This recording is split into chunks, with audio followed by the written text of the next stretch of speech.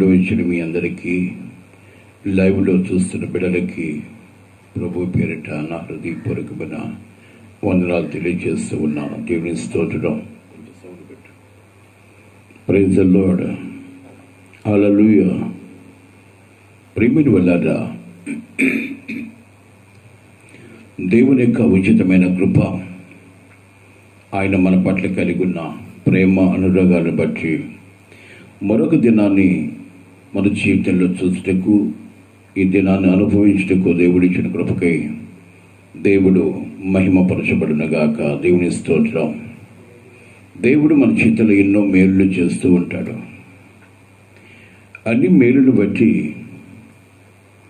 నీవు కృతజ్ఞత కలిగి ఉండాలని దేవుడు కోరుకుంటున్నాడు. నీకు అనేక గొప్ప మేలులు కలుగుతున్నది దేవుని యొక్క ముఖ్య ఉద్దేశం. నీవెప్పుడు కూడా దరిద్రం అనుభవిస్తూనో, అనేక సమస్యలతోనో, ఆర్థిక సమస్యతోనో, అప్పుల సమస్యతోనో నువ్వు బ్రతకడము, సోగులు పోవడం, సమస్యలు పోవడం దేవుడు ఎంత మాత్రం కూడా చూస్తూ ఊరుకునే దేవుడు కాదు. ప్రేమిని వల్లరా, నీవు దేవుడిచ్చిన ఆయుష్కాలం భూమి మీద బ్రతకాలని, దేవుని మహిమార్థంగా నువ్వు జీవించాలన్నదే దేవుని యొక్క ముఖ్య ఉద్దేశమని నువ్వు తెలుసుకోవాలి. నిన్న దినంలో ఒక సహోదరుడు నాకు ఫోన్ చేసి, అయ్యగారు మీతో ఒక మాట్లాడాలి. ఏమనుకోరు కదా అని. అనుకోడు వెంటయ్యా, ఏం మాట్లాడుతావో మాట్లాడు, పర్లేదు. ఏం లేదు, ప్రతి ఉదయకాల సమయంలో చాలామంది వాక్యాలు చెప్తున్నారు, చాలామంది చూస్తున్నాం. మరి మీ వాక్యం మమ్మల్ని కొంచెం ఉత్తేజపరుస్తుంది, కానీ మమ్మల్ని హెచ్చరిక చేస్తుంటారు, గద్దిస్తూ ఉంటారు, భయపెడుతుంటారు. ఉదయాన్నే ఆశీర్వాదకరమైన వాక్యం చెప్తే సంతోషంగా ఉంటుంది కదయ్యా అని నాకు వాక్య బోధ చేస్తాడు ఒక సహోదరుడు. ఒక మాట చెప్పాను, దేవుడు మానవుని సృజించి ఆదిలోనే ఒక ఆధిపత్యాన్ని దేవుడు మానవుడికి ఇచ్చాడు. ఏంటి అంటే, ఈ భూమి మీద నరమానవుడు లేడు. ఆదాము నువ్వు ఒక్కడివే ఉన్నావు, నీకు సహకారిగా హవ్వ ఉంది. మీరిరువురు కూడా ఈ భూమిని స్వతంత్రించుకొని ఈ భూమి మీద ఏలుబడి చేసి ఈ భూమిని విస్తరించి ఫలించి అభివృద్ధి చెందండి అని గొప్ప కృపని, గొప్ప వాగ్దానాన్ని అవ్వ ఆదాముల జీవితంలో ప్రసాదించాడు దేవుడు. అంటే ఆదిలోనే దేవుని బిడ్డలు ఎలాగుండాలని అని కోరికంటే ఆశీర్వాదానికి యోగ్యులుగా ఉండాలన్నది దేవుని యొక్క ముఖ్య ఉద్దేశం. దేవుని స్తోత్రం. డ్రమ్ కొంచెం అటుపెట్టు, హమ్మింగ్ వస్తుంది. ప్రేమని వల్లరా, ఈరోజు మనుషులు ఎందుకు దీవించబడ్డం లేదు? దేవుడు మన పట్ల చేసే ప్రతి పదజాలము కూడా మనిషికి ఆశీర్వాదం ఇస్తుంది, కానీ ఆవేదనకు గురి చేయదు. ఈరోజు ఎందుకు దేవుడిచ్చిన ఆశీర్వాదాన్ని అనుభవించలేకపోతున్నాము అంటే,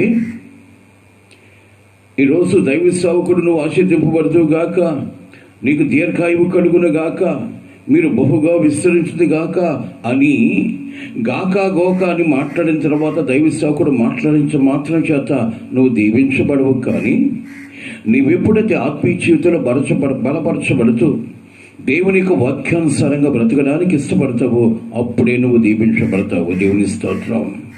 హల్లెలూయా.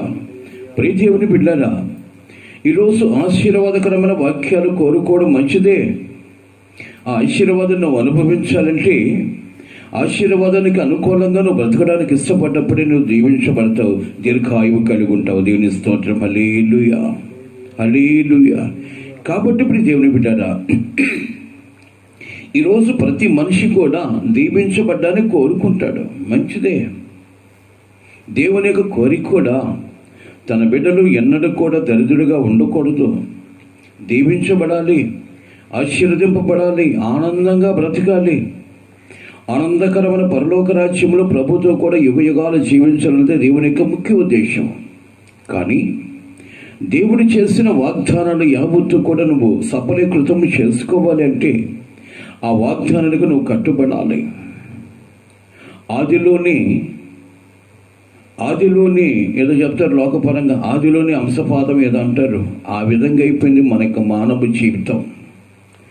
హవ్వ ఆదామును సృజించిన దేవుడు ఈ భూమిలో ఇదిగో ఈ తోటలో ఉన్న ప్రతి ఫలమును మీరు తినండి, ప్రతి ఫలము మీ ఆహారం కొరకే ఏర్పాటు చేయబడ్డాయి, ఇవన్నీ సృజించిన నీ కొరకే, ఇవన్నీ తిని తృప్తి పొందండి, ఆనందంగా జీవించండి అని దేవుడు చివరిలో ఒక వాగ్దానం చేశాడు, ఒక ఆజ్ఞ పెట్టాడు.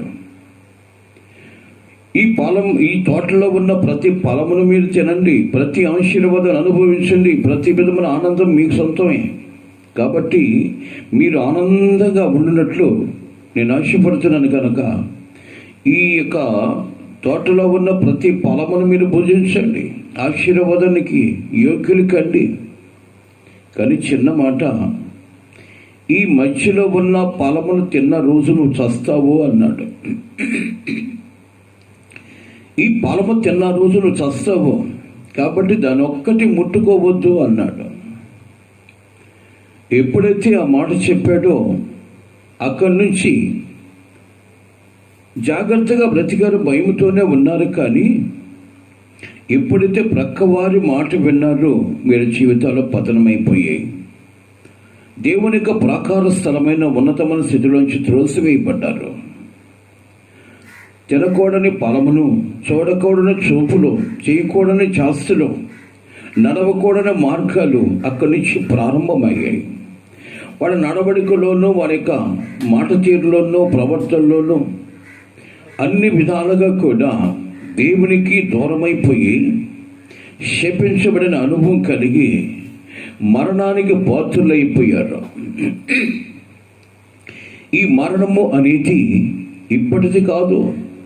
దేవుని ఆజ్ఞ ఎప్పుడైతే మీరారో మనిషి మీద మరణము ఏలుబడి చేస్తూ పోతే, ఆ మరణం నుంచి నువ్వు తప్పించబడాలి అంటే దేవుని యొక్క ఆజ్ఞానుసారమైన జీవితాన్ని నువ్వు జీవించగలిగినప్పుడు మరణము నిరర్ధకమైపోతుంది, జీవము నీ యొక్క బ్రతుకులు ప్రసాదింపబడుతుంది. దేవుని స్తోత్రం, హల్లెలూయా. దైవ సేవకుడు వాక్యం చెప్తున్నాడు కాబట్టి మనం కోరుకున్నది ఏంటో తెలుసా? మనకు మేలుకరమైన వాక్యాలే మనకు కావాలి అనుకుంటాం. మనకు ఆశీర్వాదకరంగా ఉండేటట్టుగానే వాక్యాన్ని వింటాం. కానీ చాలా పొరపాటు అనేది.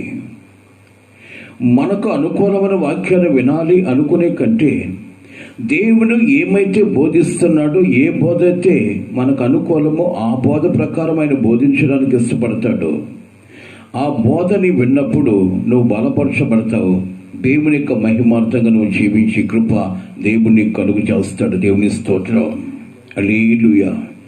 ఎంతెందుకండి, ఇజ్రాయేలీలు, యాకోబు ఇజ్రాయేలుగా మార్చబడిన తర్వాత ఒక కరువు వచ్చింది. కరువుకు తట్టుకోలేక, ఆకలి బాధ తట్టుకోలేక ఆహారం ఎక్కడ చిక్కుతుందో వెతికారు. ఐగుప్తులో ఆహారం ఉందని ఎరిగిన వీరు ఐగుప్తులో ఉన్న తన కుమారుడైన యోసేపును పట్టి ఐగుప్తుకి నడిపించబడ్డారు. ఐగుప్తుకి నడిచిన ఈ యొక్క ఇజ్రాయేలీలు విస్తరించారు, బహుగా విస్తరించారు. లక్షల కొలది జనాంగం అయిపోయారు, లక్షణంగా బ్రతుకుతూ ఉన్నారు. కానీ అక్కడ రాజరికం మారిన తర్వాత ఆ రాజు ఇజ్రాయేల్ని చూసినప్పుడు చాలా భయం వేసింది. ఐగుప్తు రాజ్యము కాదు, ఇజ్రాయేల్ రాజ్యం అయిపోద్దనుకుని ఎట్టి సాకిరికి వాళ్ళు అంటగట్టారు, ఎట్టి సాకిరి చేస్తూ ఉన్నారు. ఆ బాధలు భరించలేక వాళ్ళు ఏం చేశారో తెలుసా? మొరపెట్టడం ప్రారంభించారు. ఏ మనిషి దగ్గరికి వెళ్ళినా, ఏ అధికారి దగ్గరికి వెళ్ళినా నాకు ఆశీర్వాదము కానీ, విడుదల కానీ, నెమ్మది కానీ కలుగుతూ అనుకొని మనం విడిపించబడన్నా, దీవించబడాలి అన్నా, మనం దీర్ఘాయువు కలిగి ప్రభు నిత్యరాజ్యములో చేరాలన్నా దేవుని మనకు సహాయకుడైన ఎరిగిన వారు మొరపెట్టడం ప్రారంభించారు. అయ్యా, నువ్వు రాకపోతే మా జీవితాలకు విడుదల లేదు, నీవు లేకపోతే మాకు బ్రతుకు లేదు, ఇవి విపత్తు నుంచి తప్పించబడంటే కారకుడు నువ్వే అని ఎప్పుడైతే మొరపెట్టారో, మొర విన్న దేవుడు, వాళ్ళ యొక్క ప్రార్థన విన్న దేవుడు వాళ్ళు విడిపించడానికి ఒక దైవ సేవకుని అక్కడికి పంపించడం జరిగింది. దేవుని స్తోత్రం. హల్లెలూయా. ప్రేమిని వల్లరా దైవ సేవకుడి ద్వారా విడిపించబడ్డారు, నడిపించబడుతూ ఉన్నారు. ఎక్కడికి అంటే ఎవరు కూడా ఎలాంటి హాని కలగచేయని రాజ్యమైన కానానుకి వీరు నడిపించబడుతూ ఉన్నారు. నడిపించబడుతున్న మార్గాలలో కొన్ని సమస్యలు వీళ్ళు ఎదుర్కోవాల్సి వచ్చింది. ఈ సమస్య కలిగినప్పుడల్లా సోలిపోతూ ఉన్నారు, సమస్యలిపోతూ ఉన్నారు. ఈరోజు మన జీవితాలలో కూడా ఏదో ఒక శోధన మన కుటుంబంలో కలిగినప్పుడు, ఏదో ఒక ఆవేదన కలిగినప్పుడు, ఎందుకు ఈ ఆవేదన కలిగింది, దేవునికి నేను వ్యతిరేకంగా బ్రతుకుతున్నానా అన్న ఆలోచన కంటే కూడా దేవుడికి ఏమి అన్యాయం చేశాను, ఈ స్థితి నాకు కలిగింది అన్న దౌర్భాగ్యపు ఆలోచన కలుగుతుంది. కానీ దేవుడు చేసిన వాగ్దానాన్ని మర్చిపోయాం. దేవుడు మమ్మల్ని ఉన్నతంగా ఉంచాలని కోరుకొని విడిపించాడు, విమోచన కలుగు చేశాడు, లోకం నుంచి వెలుగు చేసి తన బిడ్డగా మమ్మల్ని మార్చుకున్నాడు. కాబట్టి ఆయన ఏ స్థితిలో కూడా మమ్మల్ని మరిచిపోవడానికి అన్వేషుడు కాదు. ఈరోజు సంభవించిన దాన్ని బట్టి ఎందుకు సంభవించింది, దేవునితో నాకు ఉండబడ్డ జీవిత విధానం ఏంటి, ఆయనకి నాకు మధ్యలో ఉన్న అవరోధాలు ఏంటి అన్న ఆలోచన కంటే కూడా దేవుడికి ఏమన్నా చేసామో మాకు ఈ స్థితి కలిగిందన్న దౌర్భాగ్యమైన మాటల ద్వారా, ఆలోచన ద్వారా మన జీవితాలు పతనం చేసుకుంటున్నామే. కానీ దేవుడు ఎప్పుడు కూడా అన్యాయస్తుడు కాదు కాదు కాదు. ప్రేమిని వలన ఏది కూడా నీ జీవితంలో జరిగిందంటే నీ మేలు కొరకే జరుగుద్ది. కానీ నేను ఆవేదనకు గురి చేయడానికి నా దేవుడు ఎంత మాత్రం కూడా ఇష్టపడే దేవుడు కాదు. దేవుని స్తోత్రం. ప్రేమను వల్ల గుర్తెనగాలి. ఈరోజు నువ్వు వినాల్సిన మాట ఆశీర్వాదకరమైన మాటే వినాలి. నీవు దీవించబడాలి, బహుగా నీ జీవితం విస్తరించబడాలి, మీ కుటుంబాల ఆశీర్వాదాన్ని నోచుకోవాలి. ఏ స్థితిలో కూడా నువ్వు కంటతడి పెట్టడము దేవునికి అంత మాత్రం కూడా ఇష్టం లేదు. కానీ ఎందుకు ఈరోజు నీ కుటుంబాల ఆవేదన, ఎందుకు నీ కుటుంబం మీద ఈ మరణము సంభవిస్తుంది, ఎందుకు నువ్వు ఆర్తనాదతోనే చేస్తున్నావు, ఎందుకు ఈరోజు దేశము యావత్తు గుండెలు బాదుకుంటున్నారు, కారణం ఏంటి? ఒక వ్యక్తి నన్ను అడిగాడు, దేవుడు కళ్ళు మూసుకున్నాడా, దేవుడు నిద్రపోతున్నాడు, క్రైస్తవుడే, బుద్ధి మాలిన క్రైస్తవుడని నేను అనుకుంటాను. దేవుడు నిద్రపోతున్నాడా, కళ్ళు మూసుకొని ఉన్నాడా, ఇంతమంది చనిపోతూ ఉంటే ఎందుకు మౌనంగా ఉన్నట్టు అని అంటున్నాడే. కానీ ఈ మరణానికి కారణం ఏంటి, ఎందుకు ఈ మరణం మా మీద సంభవించింది, దేవుడిచ్చిన ఆయుష్కాలానికి ముందుగా ఎందుకు వెళుతున్నాము అన్న ఆలోచన ఎప్పుడైతే కలిగి ఉంటావో ఆ ఆలోచన నీకు మార్గము చూపిస్తుంది. నీవు బ్రతికే కృప దేవుడిని కలుగు చేస్తాడు. దేవుని స్తోత్రం. హల్లెలూయా. ప్రేమను వల్లారా, ఐగుప్తు నుంచి ఇశ్రాయేలు ప్రజలు విడిపించిన తర్వాత నడుస్తూ ఉన్నారు, ఆనందిస్తూ ఉన్నారు. ఎందుకని? భారభరితమైన బ్రతుకు సులువు చేయబడింది. దేవునితో నడుస్తున్న కాలంలో చాలా ఆనందంగా బ్రతుకుతూ ఉన్నారు.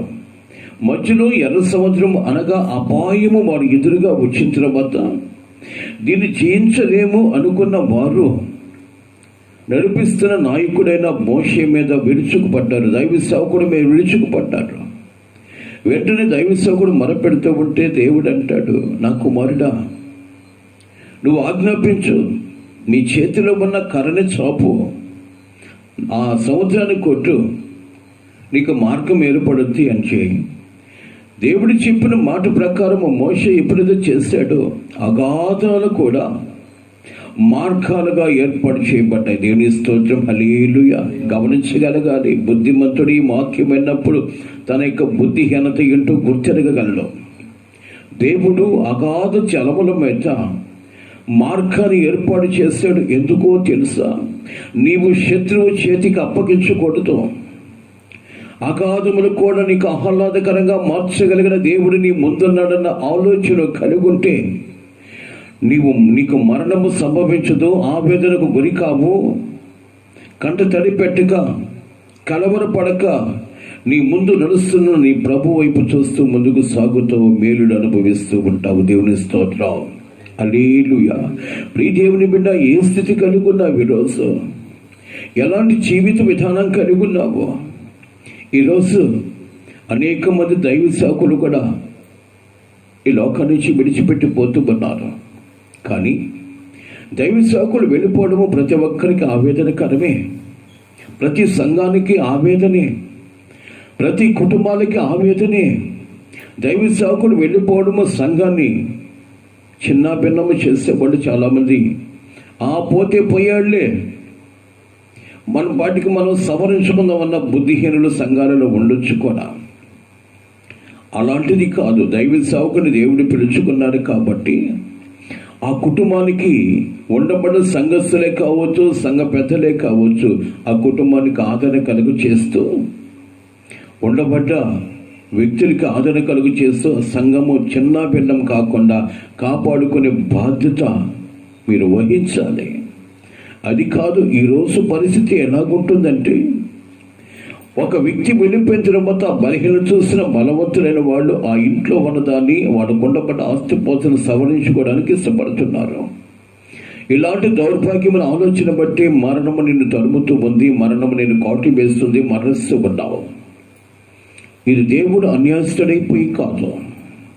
ఈరోజు మా కుటుంబంలో ఒక మరణం వచ్చిందంటే, చిన్న వయసులో దౌర్భాగ్యమైన జీవితం కలిగి ఆ కుటుంబంలో ఆవేదనకు గురైపోయినప్పుడు దేవుడు నేరస్తుడిగా వాళ్ళ కళ్ళ ముందు నిలబడ్డట్టుగా వాళ్ళ కళ్ళకు కనబడుతాడు. ఎందుకు అంటే, ఆత్మీయ జీవితంలో ఎదుగుదల లేకపోవటం వల్ల, ఆత్మీయ జీవితాన్ని వెతుకుపోవటం వల్ల వాళ్ళ కుటుంబాలు ఏముంటాయి తెలుసా? దేవుని సన్నిధిలో దేవుణ్ణి విమర్శించే విమర్శాత్మకమైన ఆత్మతో నింపబడి ఉంటారు.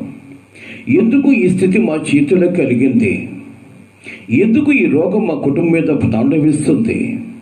ఎందుకు దేశము యావత్తు ఈరోజు ఆర్తనాదులని చేస్తుంది?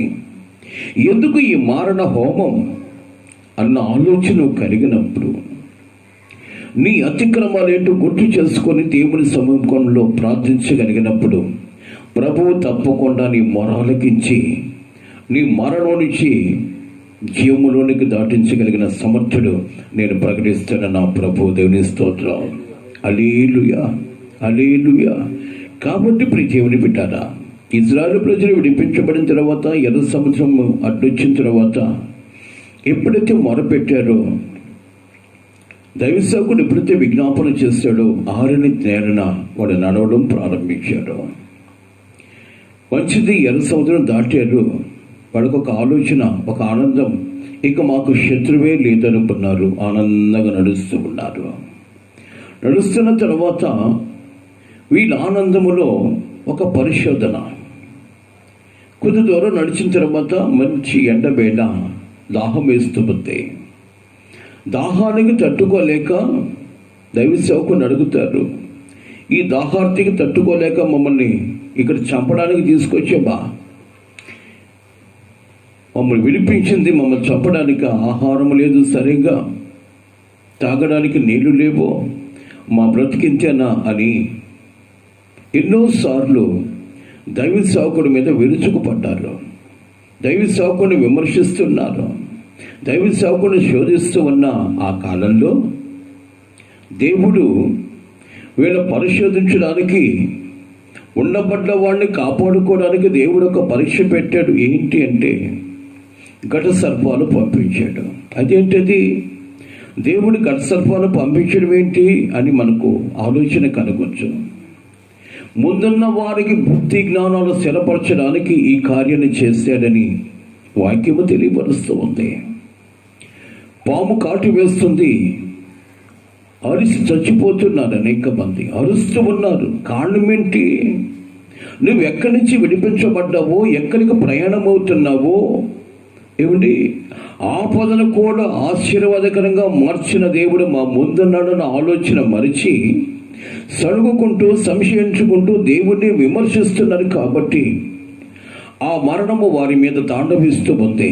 అది చూసిన దైవ సేవకుడు దేవునికి మొరపెడుతున్న, ప్రభువా, ఇంత దూరం వీళ్ళ నడిపించింది, ఇంత దూరం కాపాడింది, వీళ్ళ మరణానికి అప్పగించడానిక ఈరోజు మీ దైవత్వం ఏమైంది అని మనుషులు విమర్శిస్తారు కదా అన్నప్పుడు దేవుడు అంటాడు, ఇంత విపత్తు జరుగుతున్నా ఏంటి, ఎందుకు జరుగుతుంది, మాలో దేవునికి అమయస్కరమంద ఏదైనా ఉందా అన్న ఆలోచన వాళ్ళలో లేదు. కాబట్టి మోషే, నువ్వు ప్రక్కకు తప్పుకో, ఎవ్వరు బ్రతకడానికి వీల్లేదు. ఎందుకో తెలుసా, నా మాట వినని వారు నాకు బిడ్డలు కాలేరు, నువ్వు తప్పుకో అంటే మోషే అంటాడు, అయ్యా, వాళ్ళ అతిక్రమాలు ఒక్కసారిగా కాయి, వాళ్ళ అతిక్రమాలు క్షమించు అన్నప్పుడు దేవుడు ఒకటే చెప్పాడు మోషేకి, నువ్వు పరుగున పెట్టి నేను చెప్పిన విధముగా ఒక పడగ చేసి ఆ పడగని జనాల మధ్యలో ఎత్తు. పాము కాటికి గురైన వాడు ఆ పడగ వైపు చూసిన వాడు, నిదానించి చూసిన వాడు బ్రతుకుతాడు అన్నాడు. ప్రేమిటి వాళ్ళరా, ఒక పడగని తయారు చేసి ఇత్తడి పడగని చేసి జనాల మధ్యలో ఎత్తారు. పాము కాటుకు గురైన ప్రతి ఒక్కడు ఆ ఇత్తడి పడగ వైపు ఎప్పుడైతే చూస్తున్నాడో ప్రతి ఒక్కడు బ్రతుకుతూ ఉన్నాడు. దేవుని స్తోత్రం.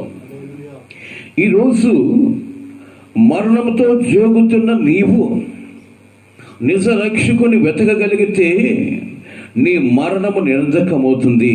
నీ జీవితానికి దేవుడు ప్రసాదించి నిన్ను సాక్షిగా నిలబెట్టుకుంటాడు. దేవుని స్తోత్రం. హల్లెలూయా.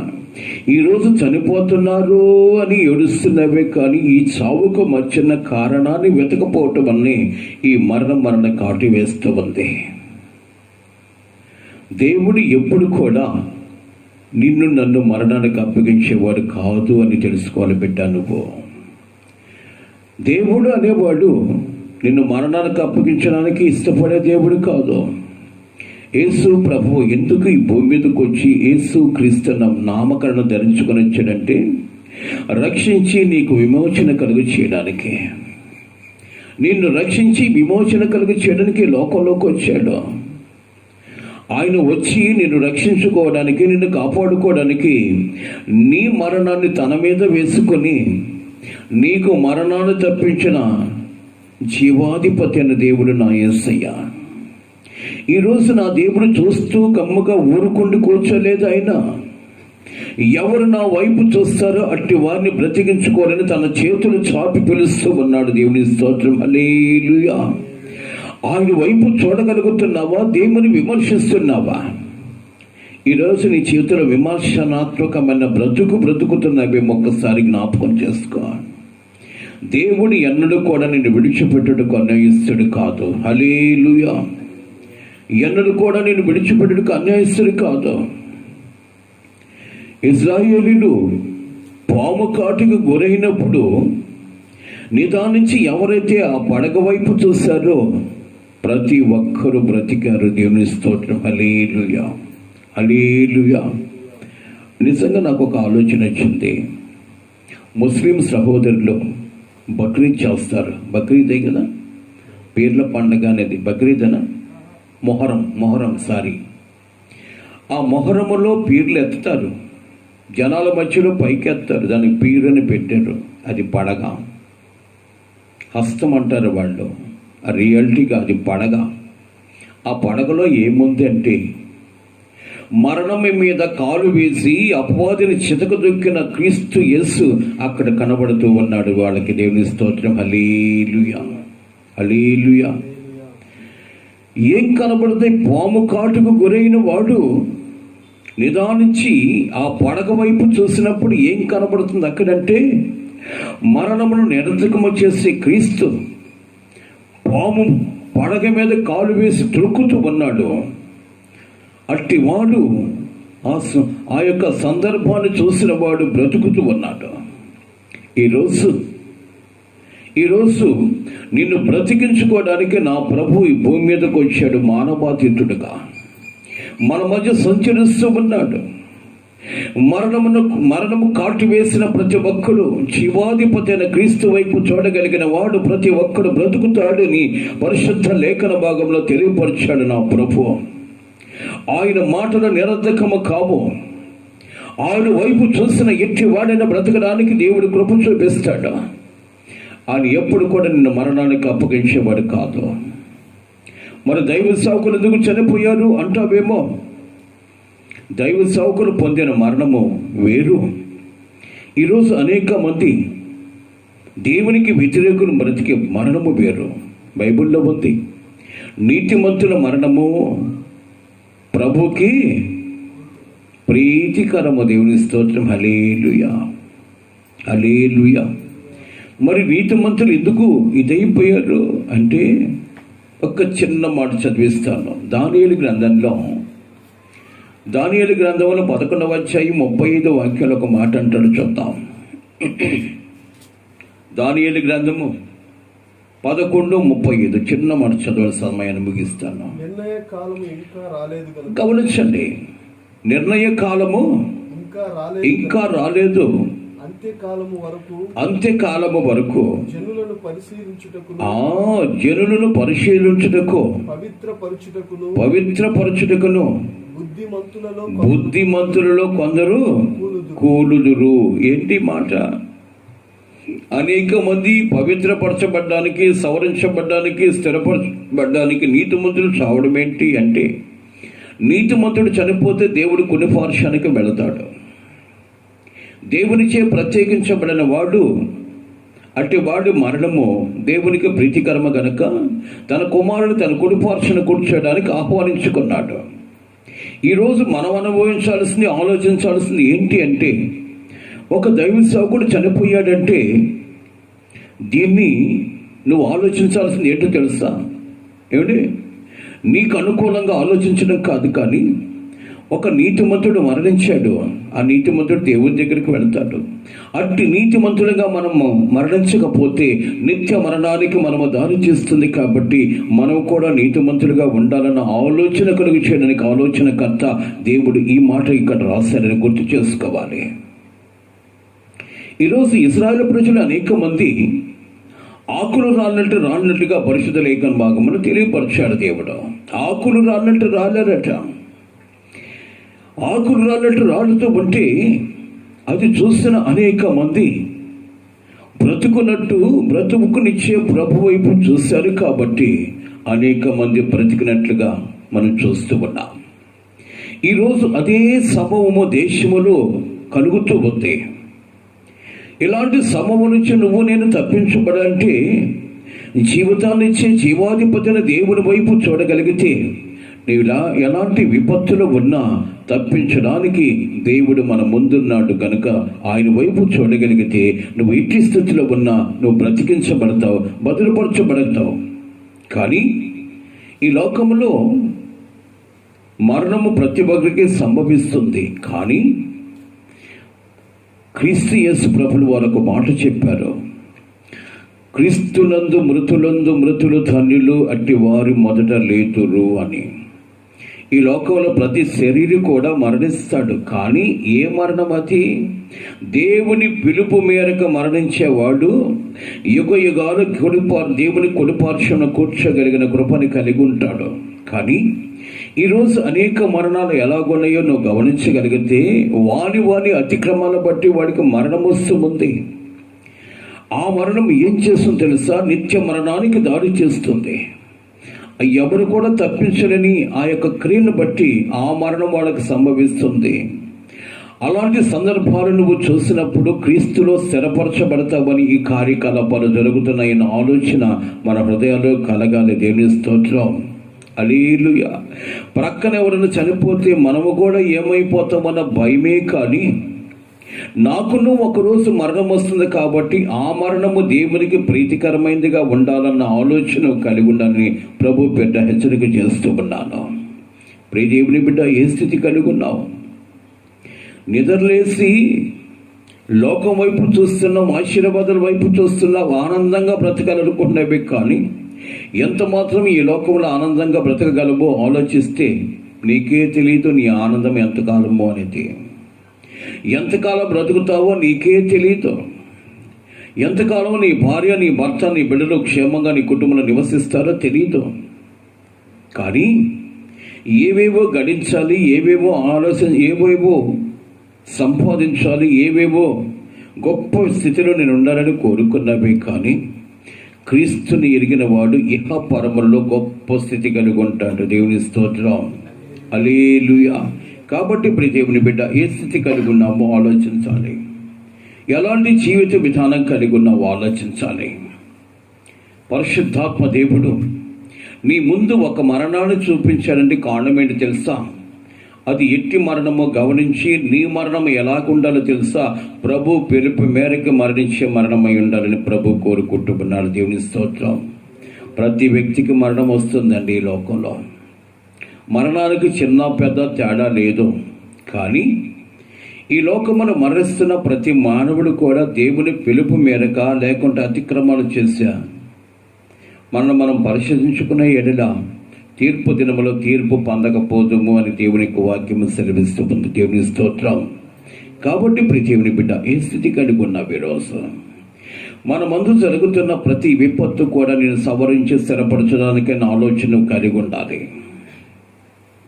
దేవుడు అన్యాయస్తుడైపోయి నిన్ను నన్ను మరణానికి అప్పగించట్లేదు. కానీ నీ ముందు జరుగుతున్న విపత్తుకి నిన్ను సవరించడానికి, స్థిరపరచడానికి, ఆశీర్వదించడానికి, నిత్యరాజ్యములు యుగ యుగాలు దేవుడి కుడిపార్శ్వన కూర్చడానికి నీకు ఒక ప్రయోగాత్మకమైన క్రియని అక్కడ చూపిస్తున్నాడన్న ఆలోచన కలిగి ఉండాలని ప్రభు పేట మనవి చేస్తూ ఉన్నాను. దేవుని స్తోత్రం. ప్రేమను వలన ఈరోజు దేవుడిని విమర్శిస్తున్న మీ అందరికీ నా హృదయపూర్వకమైన వందనాలు. అనేక మంది క్రైస్తవులు కూడా విమర్శిస్తూ ఉన్నారు. అలాంటి క్రైస్తవం కాదు ప్రభు కావాల్సింది. ప్రభు చిత్తానుసారంగా బ్రతకాలి. ప్రభు చిత్తము అని కోరుకునేవాడే ప్రభుకు ప్రియుడై ఉంటాడని ప్రభు పేట హెచ్చరిక చేస్తున్నాను. ఏది జరిగినా దేవుడు మనకు మేలు కొరకే సమకూడి జరిగించబడే. కానీ నిన్నెప్పుడు కూడా ఆవేదనకు గురి చేయడానికి ఇష్టపడేబడి కాదు నా యేసయ్య. అది గుర్తెరగాలి.